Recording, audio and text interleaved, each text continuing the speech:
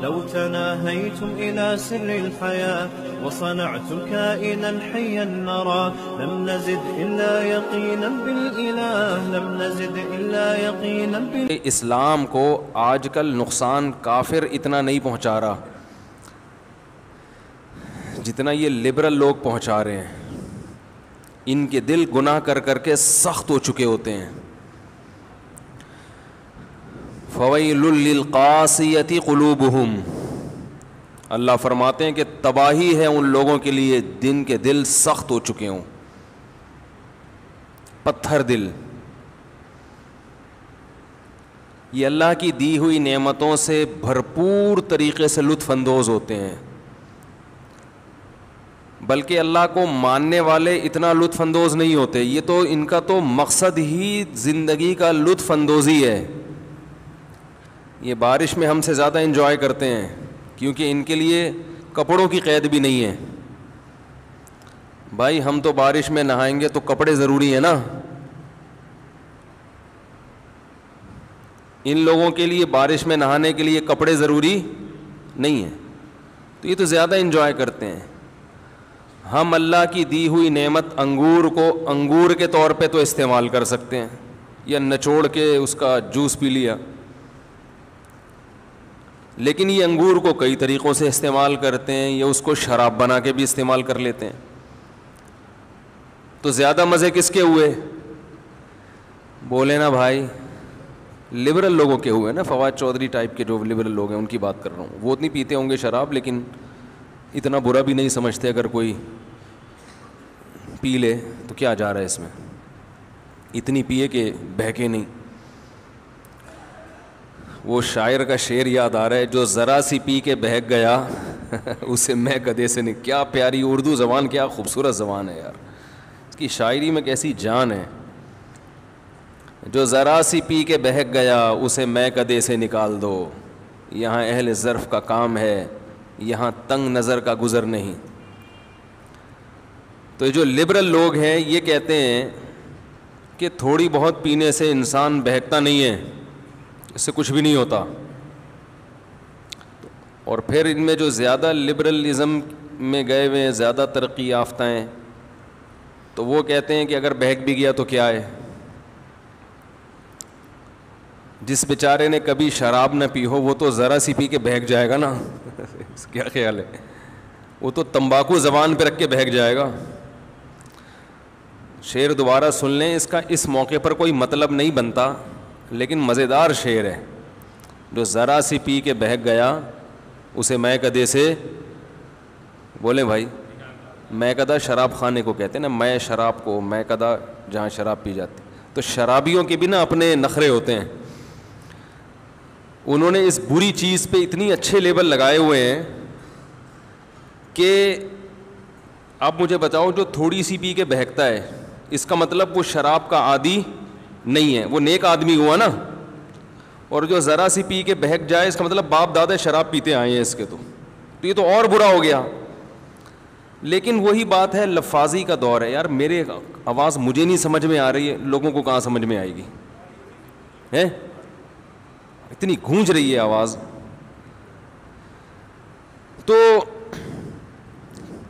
جو ذرا سی پی کے بہک جائے وہ تو برا آدمی ہے، سوری اچھا آدمی ہے، کہ اس کا مطلب ہے وہ پینے کا عادی نہیں ہے.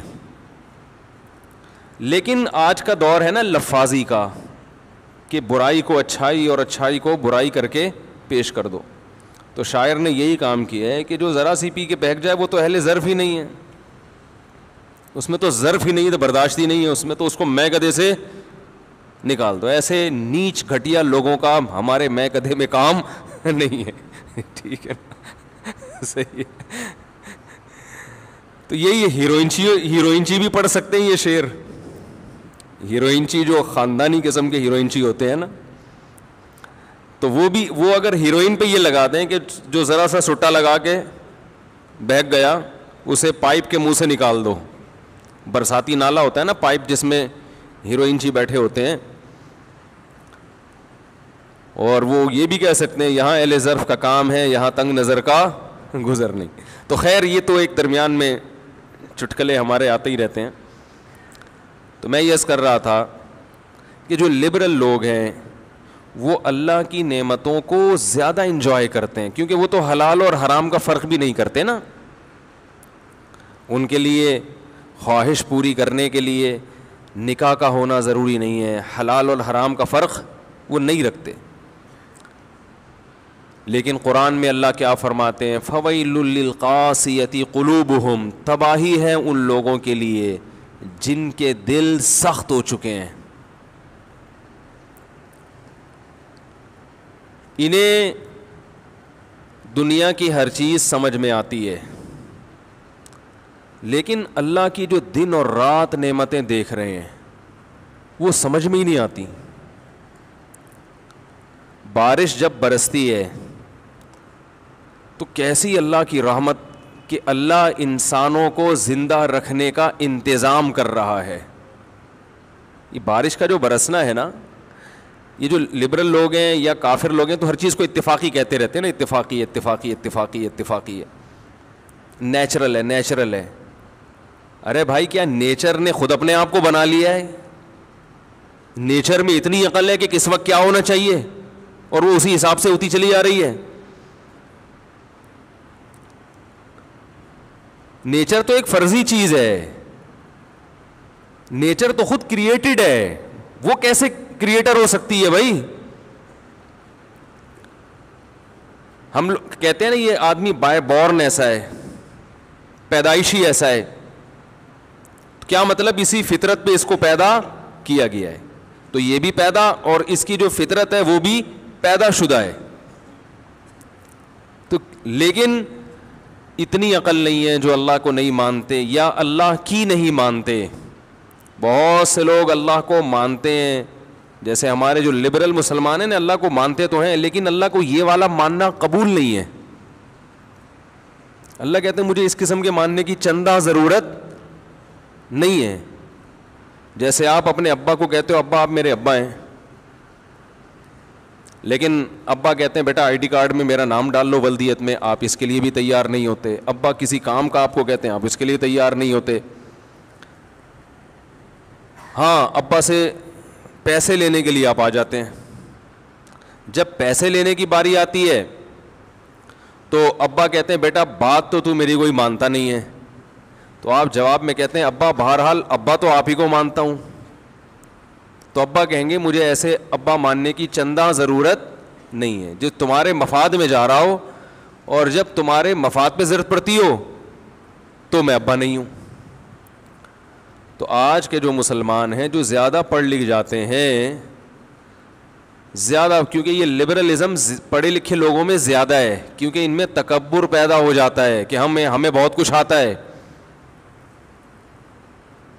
پھر یہ مولویوں کو گھٹیا سمجھنا شروع کر دیتے ہیں, جاہل سمجھنا شروع کر دیتے ہیں.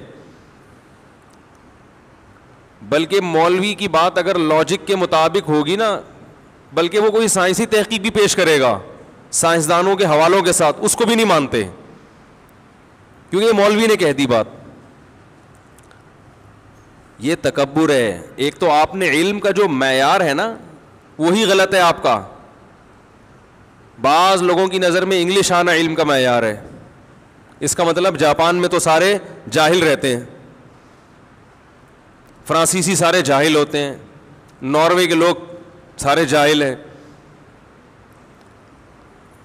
یورپ میں تو انگلش اکثر لوگ نہیں سمجھتے, وہاں کے سائنٹسٹ بھی نہیں سمجھتے. بعض چیزیں فرانس میں ایجاد ہوتی ہیں, کتابیں لکھی جاتی ہیں, ان کا انگلش میں ترجمہ بعد میں ہوتا ہے. گوروں میں یعنی جو انگریز ہیں ان میں بعد میں آتی ہے وہ چیز. تو کیا وہ فرانس کے سائنسدان جاہل ہیں جن کو انگلش نہیں آتی؟ تو یہ ہمارے دماغوں پہ انگلش آنا بہت اچھی بات ہے, بین الاقوامی زبان ہے, جتنی زیادہ زبانیں آئیں اتنا اچھا ہے, اور ان میں انگلش تو سر فہرست ہے. لیکن یہ کوئی علم کا معیار نہیں ہے. ایک مسلط کر لی ایک چیز اپنے اوپر, لاجک کی بات اردو میں ہوگی, علم کی بات اردو میں ہوگی تو وہ بھی اسی طرح قابل احترام ہے جیسے پنجابی میں ہو تو بھی قابل احترام. اگر کوئی آپ کو پنجابی میں حدیث سنائے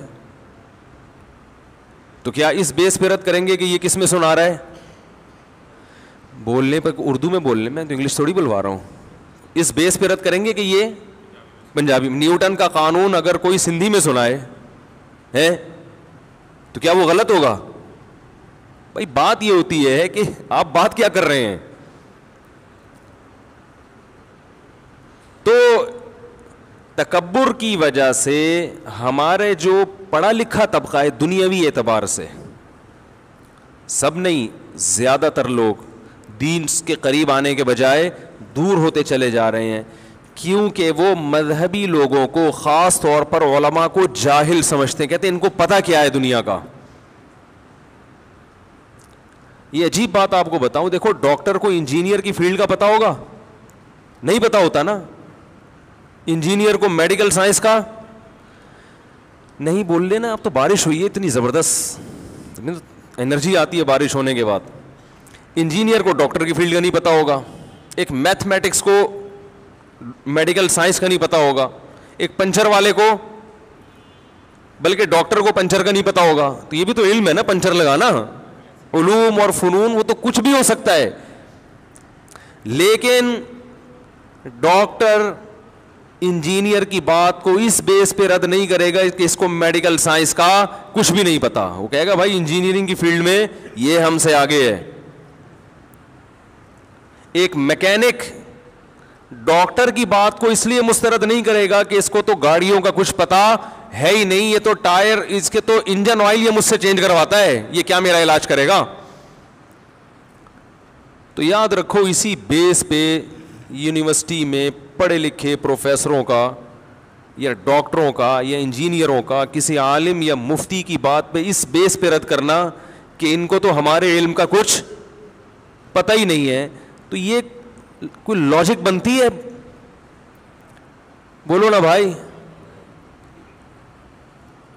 ہاں کوئی مولانا صاحب آپ کی فیلڈ میں ٹانگ اڑا رہے ہو تو پھر آپ کا حق بنتا ہے، پھر یقیناً آپ کا حق بنتا ہے کہ یہاں کوئی مولانا صاحب بیٹھ کے آپ کو شوگر پہ کنٹرول کرنے کے طریقے بتا رہے ہو، اور وہ طریقے پہ ڈاکٹروں سے نہ سنے ہو، اپنی ریسرچ ہو ان کی، تو وہ کہیں گے نا بھائی یہ ریسرچ آپ اس کے اہل نہیں ہے. یا تو کسی ڈاکٹر کی بات نقل کر رہا ہو تو یہ الگ بات ہے. تو یہ جو دنیا میں پڑھے لکھے لوگ پیدا ہو گئے ہیں، یہ بالکل ایسے علماء کی بات کو رد کرتے ہیں، اور حالانکہ سیدھے راستے کا علم کس کے پاس ہوتا ہے بھائی؟ علماء کے پاس ہوتا ہے. کیونکہ سیدھا راستہ اللہ نے صرف پیغمبروں کو بتایا ہے، اور پیغمبروں سے جو علم حاصل کرنے والے لوگ ہیں سینہ بسینہ، وہ کون لوگ کہلاتے ہیں؟ وہ علماء کہلاتے ہیں. دل بنانا، دل کا سدھر جانا، یہ کوئی سائنٹسٹ نہیں بتائے گا آپ کو. ایک دل تو گوشت پوش کا دل ہوتا ہے، وہ تو آپ کو ڈاکٹر بتائیں گے کہ یہ اس دل میں بلاکیج کیسے پیدا ہوتی ہے، لہسن کھانے سے فائدہ ہوگا یا نقصان ہوگا.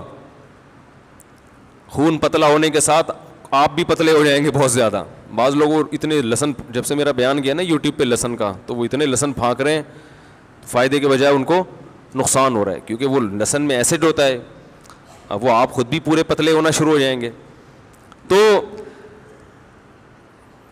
یہ جو کیا سیدھے راستے کا علم ہے، یہ جو دل ہے نا گوشت پوش کا، اس دل کے بارے میں تو آپ کو ڈاکٹر بتائے گا. لیکن وہ دل جس میں جذبات ہوتے ہیں، جس میں روحانیت ہوتی ہے، جس میں احساسات ہوتے ہیں، اس دل کے قبلے کو درست رکھنا اور وہ والا دل صحیح راستے پہ چلتا رہے، یہ راستہ میرے بھائی صرف کون بتائے گا؟ علماء بتائیں گے. یہ ڈاکٹروں کے پاس علم نہیں ہے، یہ انجینئروں کے پاس، سائنسدانوں کے پاس، میکینک کے پاس یہ علم نہیں ہے، یہ صرف پیغمبروں کے پاس ہے. اور اس علم نہ ہونے کی وجہ سے انسان کی روحانی زندگی تباہ ہو چکی ہے.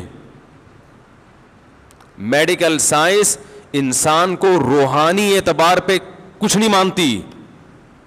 میڈیکل سائنس میں یہ پڑھایا جاتا ہے کہ ہماری باڈی کن پارٹ سے مل کے بنی ہے، اور کون کون سا پارٹ کس کس طریقے سے ورک کرتا رہے گا، اور اس کے کو ورکنگ میں رکھنے کے لیے کیا کیا کھانا ضروری ہے. اس سے زیادہ آگے میڈیکل سائنس کا دائرہ کار نہیں ہے. ہوا و حرص والا دل بدل دے، میرا غفلت میں ڈوبا دل بدل دے.